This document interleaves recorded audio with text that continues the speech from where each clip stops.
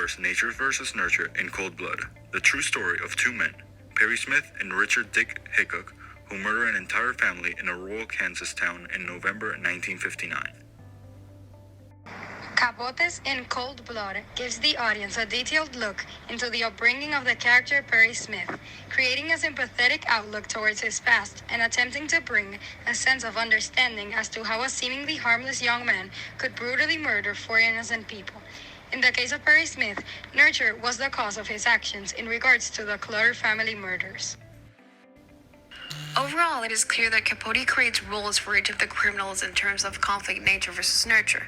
Richard Hickok serves as an example of representing a person's nature to kill. Capote uses this conflict of nature and nurture to show the complexity of the criminals and what motivates them. Perry Smith had a childlike understanding of reality.